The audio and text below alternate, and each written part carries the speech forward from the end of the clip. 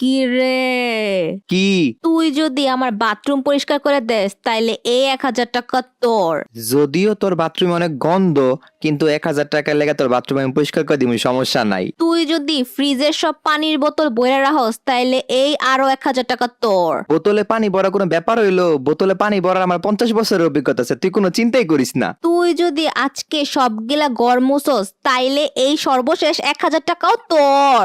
যদিও ঘর মোছার আমার কোনো অভিজ্ঞতা নাই, কিন্তু আরো 1,000 টাকার লেগে আমি একটা ব্যবস্থা করলে তুই কোনো চিন্তা করিস না। তাইলে ডিল কনফার্ম, কিন্তু সব কাম ঠিক মতো করে রাখিস। আরে তুই কোনো বেড়া লইস না, যা কাজকা ভালো ইনকাম করলাম। বলো এই মিম, রোহানের জন্মদিন উপলক্ষে তো নানি যে রোহান রে 3,000 টাকা দিছিল, সেই টাকা দিছস রে? হ, ওর টাকা তো আমি ওর সকালেই দিয়ে দিছি। তার মানে আমার টাকা আমারে দিল আর মাঝখানতে ফ্রিতে সব কাজ করাই নিল। কি আর বলবো গাইস, জন্মদিন উপলক্ষে প্লিজ তোমরা চ্যানেলটা সাবস্ক্রাইব করে ফেলো।